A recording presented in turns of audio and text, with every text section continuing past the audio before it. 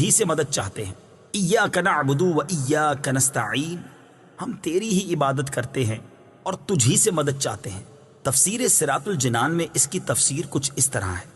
اس سے پہلی آیات میں بیان ہوا کہ ہر طرح کی حمد و ثنا کا حقیقی مستحق اللہ تعالیٰ ہے، جو کہ سب جہانوں کا پالنے والا، بہت مہربان اور رحم فرمانے والا ہے۔ اور اس آیت سے بندوں کو سکھایا جا رہا ہے کہ اللہ تعالیٰ کی بارگاہ میں اپنی بندگی کا اظہار یوں کرو کہ اے اللہ عز و جل، ہم صرف تیری ہی عبادت کرتے ہیں، کیونکہ عبادت کا مستحق صرف تو ہی ہے اور تیرے علاوہ اور کوئی اس لائق ہی نہیں کہ اس کی عبادت کی جا سکے، اور حقیقی مدد کرنے والا بھی تو ہی ہے۔ تیری اجازت و مرضی کے بغیر کوئی کسی کی کسی قسم کی ظاہری، باطنی، جسمانی، روحانی، چھوٹی بڑی کوئی مدد نہیں کر سکتا۔ عبادت اور تعظیم میں فرق۔ عبادت کا مفہوم بہت واضح ہے، سمجھنے کے لیے اتنا ہی کافی ہے کہ کسی کو عبادت کے لائق سمجھتے ہوئے اس کی کسی قسم کی تعظیم کرنا عبادت کہلاتا ہے، اور اگر عبادت کے لائق نہ سمجھیں تو وہ محض تعظیم ہوگی، عبادت نہیں کہلائے گی۔ جیسے نماز میں ہاتھ باندھ کر کھڑا ہونا عبادت ہے، لیکن یہی نماز کی طرح ہاتھ باندھ کر کھڑا ہونا استاد، پیر یا ماں باپ کے لیے ہو تو محض تعظیم ہے، عبادت نہیں۔ اور دونوں میں فرق وہی ہے جو ابھی بیان کیا گیا ہے۔ آیت ایاک نعبد سے معلوم ہونے والی اہم باتیں۔ آیت میں جمع کے صیغے ہیں، جیسے ہم تیری ہی عبادت کرتے ہیں۔ اس سے معلوم ہوا کہ نماز جماعت کے ساتھ ادا کرنی چاہیے، اور دوسروں کو بھی عبادت کرنے میں شریک کرنے کا فائدہ یہ ہے کہ گناہ گاروں کی عبادتیں اللہ تعالیٰ کی بارگاہ کے محبوب اور مقبول بندوں کی عبادتوں کے ساتھ جمع ہو کر قبولیت کا درجہ پا لیتی ہیں۔ نیز یہ بھی معلوم ہوا کہ اللہ تعالیٰ کی بارگاہ میں اپنی حاجت عرض کرنے سے پہلے اپنی بندگی کا اظہار کرنا چاہیے۔ امام عبداللہ بن احمد نصفی رحمۃ اللہ تعالی علیہ فرماتے ہیں، عبادت کو مدد طلب کرنے سے پہلے ذکر کیا گیا، کیونکہ حاجت طلب کرنے سے پہلے اللہ تعالیٰ کی بارگاہ میں وسیلہ پیش کرنا قبولیت کے زیادہ قریب ہے۔ اللہ تعالیٰ کی بارگاہ میں وسیلہ پیش کرنے کی برکت۔ ہر مسلمان کو چاہیے کہ وہ اللہ تعالیٰ کی بارگاہ میں کسی کا وسیلہ پیش کر کے اپنی حاجات کے لیے دعا کیا کرے، تاکہ اس وسیلے کے صدقے دعا جلد مقبول ہو جائے۔ اور اللہ تعالیٰ کی بارگاہ میں وسیلہ پیش کرنا قرآن و حدیث سے ثابت ہے۔ چنانچہ وسیلے کے بارے میں اللہ تعالیٰ ارشاد فرماتا ہے، يا أيها الذين آمنوا اتقوا الله وابتغوا إليه الوسيلة۔ ترجمہ، اے ایمان والو، اللہ سے ڈرو اور اس کی طرف وسیلہ ڈھونڈو۔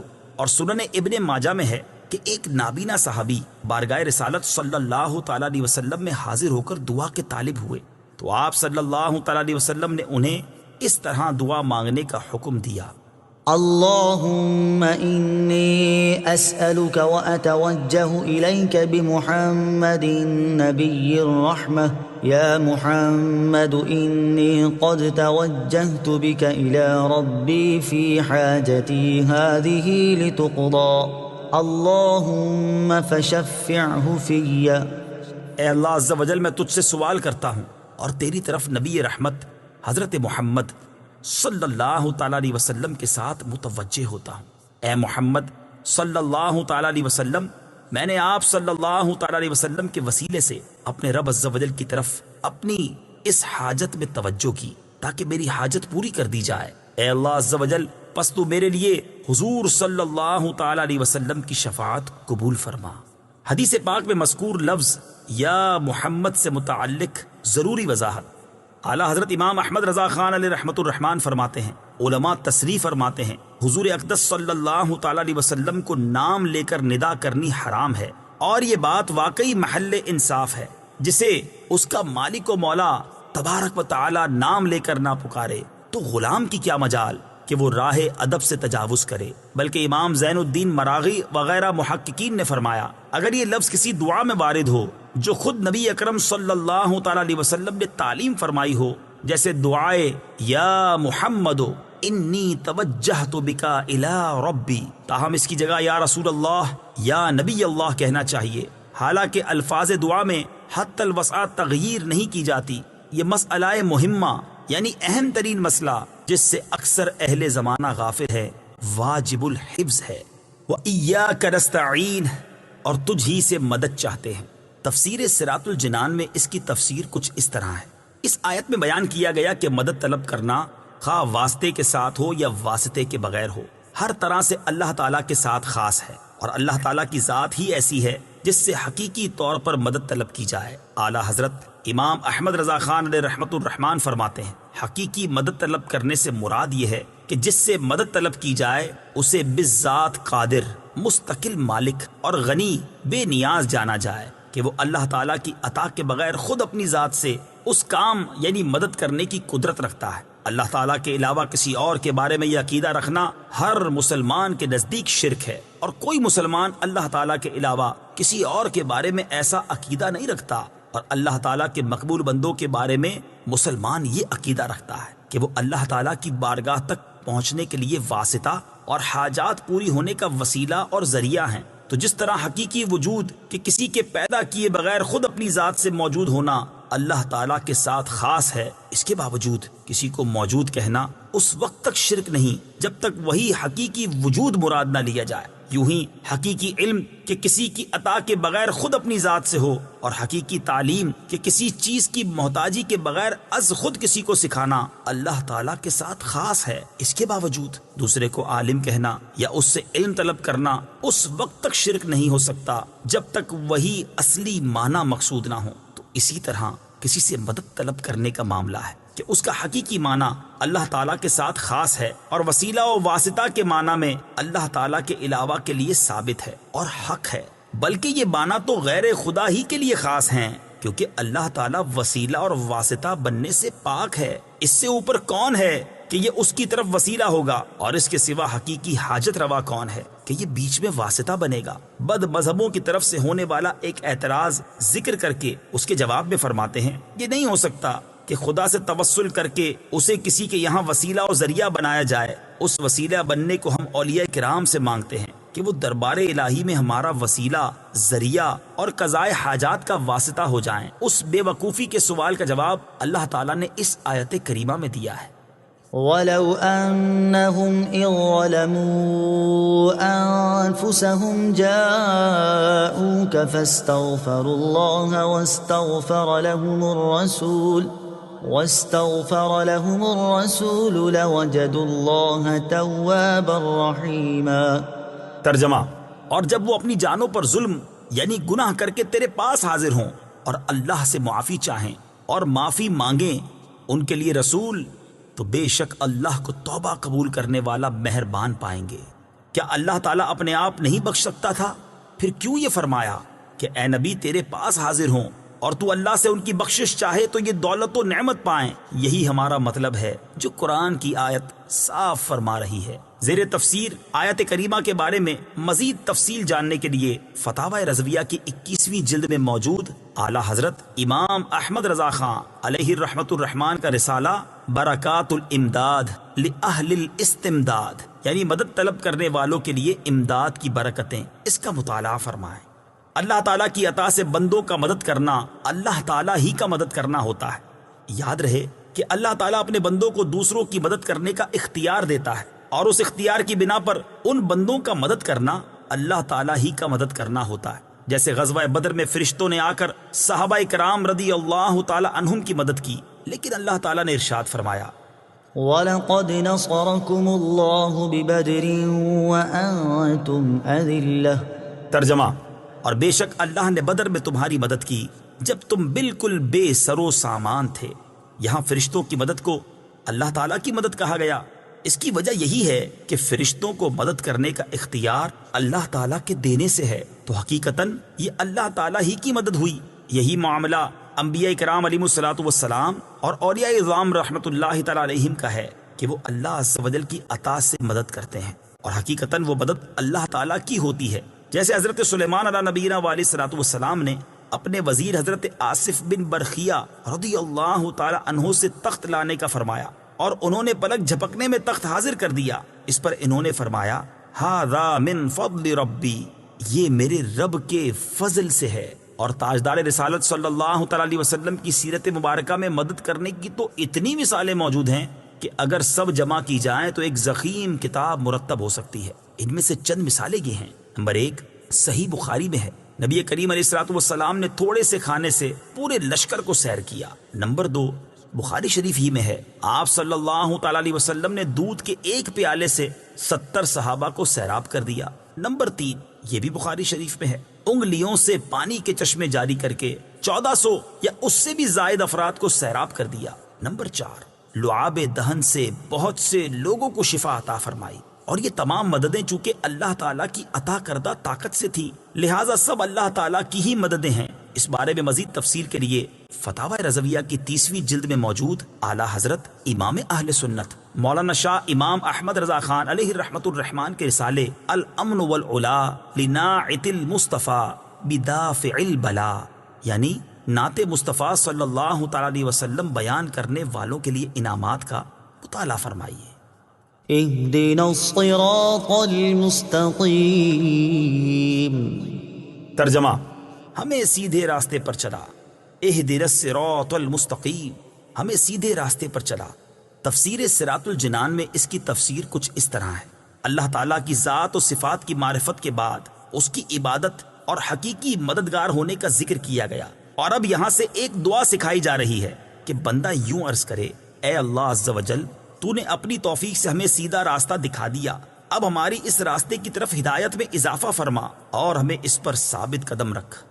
صراط مستقیم کا معنی، صراط مستقیم سے مراد عقائد کا سیدھا راستہ ہے جس پر تمام انبیاء کرام علیہم الصلوۃ والسلام چلے، یا اس سے مراد اسلام کا سیدھا راستہ ہے جس پر صحابہ کرام رضی اللہ تعالی عنہم، بزرگان دین اور اولیاء اعظام رحمت اللہ تعالی علیہم چلے، جیسا کہ اگلی آیت میں موجود بھی ہے۔ اور یہ راستہ اہل سنت کا ہے کہ آج تک اولیاء کرام صرف اسی مسلک اہل سنت میں گزرے ہیں، اور اللہ تعالیٰ نے انہی کے راستے پر چلنے اور انہی کے ساتھ ہونے کا فرمایا ہے۔ فرمان باری تعالیٰ ہے: يا أيها الذين آمنوا اتقوا الله وكونوا مع الصادقين۔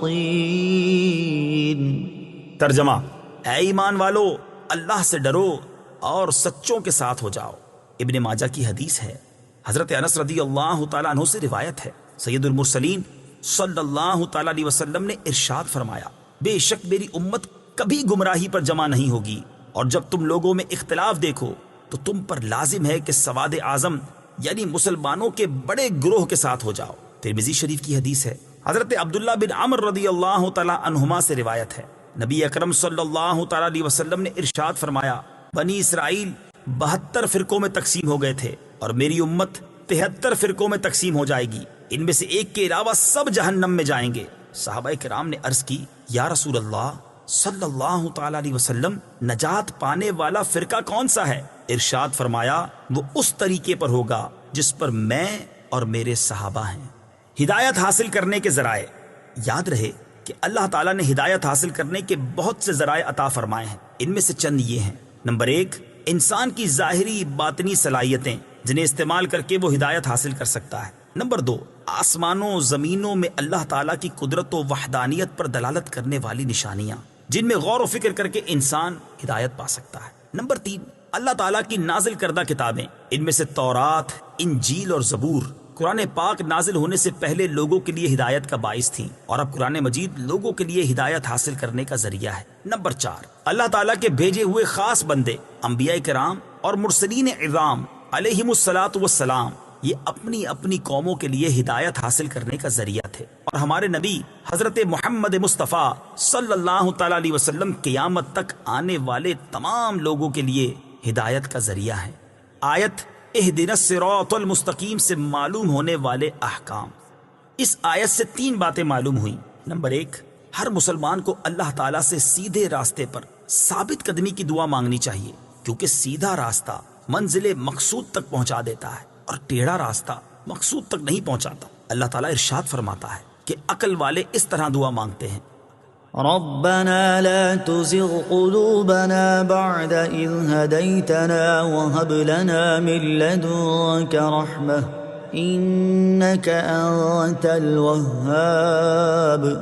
ترجمہ، اے ہمارے رب، تو نے ہمیں ہدایت عطا فرمائی ہے، اس کے بعد ہمارے دلوں کو ٹیڑھا نہ کر اور ہمیں اپنے پاس سے رحمت عطا فرما، بے شک تو بڑا عطا فرمانے والا ہے۔ ترمذی شریف کی حدیث ہے، حضرت انس رضی اللہ تعالی عنہ فرماتے ہیں، حضور پرنور صلی اللہ تعالی علیہ وسلم کثرت سے یہ دعا فرمایا کرتے تھے: یا مقلب القلوب ثبت قلبی علی دینک، اے دلوں کو پھیرنے والے میرے دل کو اپنے دین پر ثابت قدم رکھ۔ تو میں نے عرض کی یا رسول اللہ صلی اللہ تعالی علیہ وسلم، ہم آپ پر اور جو کچھ آپ لائے ہیں اس پر ایمان رکھتے ہیں، تو کیا آپ کو ہمارے بارے میں کوئی خوف ہے؟ رسول پاک صلی اللہ تعالی علیہ وسلم نے ارشاد فرمایا، ہاں بے شک دل اللہ تعالیٰ کی شان کے لائق اس کی انگلیوں میں سے 2 انگلیوں کے درمیان ہیں، وہ جیسے چاہتا ہے انہیں پھیر دیتا ہے۔ نمبر 2، عبادت کرنے کے بعد بندے کو دعا میں مشغول ہونا چاہیے۔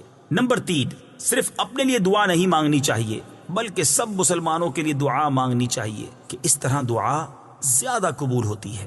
صراط الذين أنعمت عليهم غير المغضوب عليهم ولا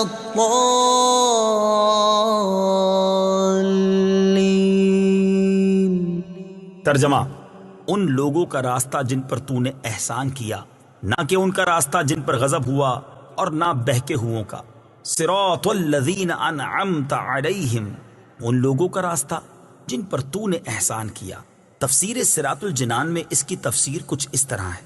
یہ جملہ اس سے پہلی آیت کی تفسیر ہے کہ صراط مستقیم سے مراد ان لوگوں کا راستہ ہے جن پر اللہ تعالیٰ نے احسان و انعام فرمایا، اور جن لوگوں پر اللہ تعالیٰ نے اپنا فضل و احسان فرمایا ہے ان کے بارے میں ارشاد فرماتا ہے، ومن يطع الله والرسول فأولئك مع الذين أنعم الله عليهم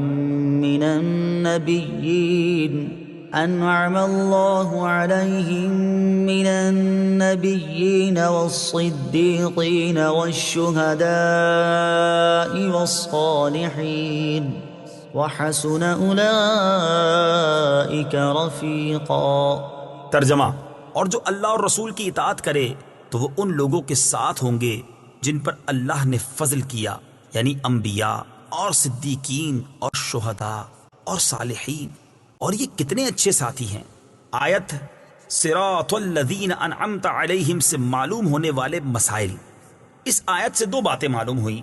نمبر 1، جن امور پر بزرگان دین کا عمل رہا وہ صراط مستقیم میں داخل ہے۔ نمبر 2، امام فخر الدین رازی رحمۃ اللہ تعالی علیہ فرماتے ہیں، بعض مفسرین نے فرمایا کہ اہدنا الصراط المستقیم کے بعد صراط الذین انعمت علیہم کو ذکر کرنا اس بات کی دلیل ہے کہ مرید ہدایت اور مکاشفہ کے مقامات تک اسی صورت پہنچ سکتا ہے جب وہ کسی ایسے پیر کامل کی پیروی کرے جو درست راستے کی طرف اس کی رہنمائی کرے، غلطیوں اور گمراہیوں کی جگہوں سے اسے بچائے، کیونکہ اکثر لوگوں پر نقص غالب ہے اور ان کی عقل حق کو سمجھنے، صحیح اور غلط میں امتیاز کرنے سے قاصر ہیں۔ تو ایک ایسے کامل شخص کا ہونا ضروری ہے جس کی ناقص شخص پیروی کرے، یہاں تک کہ اس کامل شخص کی عقل کے نور سے اس ناقص شخص کی عقل بھی مضبوط ہو جائے، تو اس صورت میں وہ سعادتوں کے درجات اور کمالات کی بلندیوں تک پہنچ سکتا ہے۔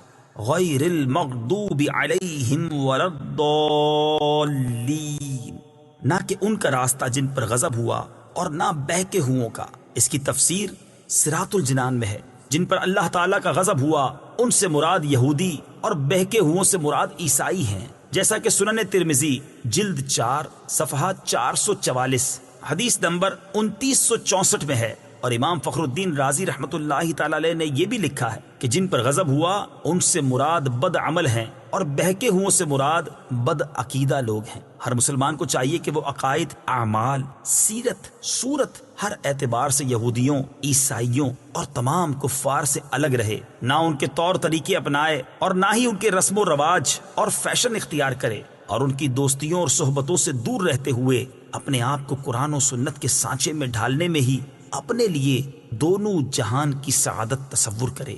آیت ولدالین سے متعلق شرعی مسئلہ، بعض لوگ ولدالین کو ولدالین پڑھتے ہیں، ان کا ایسا کرنا حرام ہے۔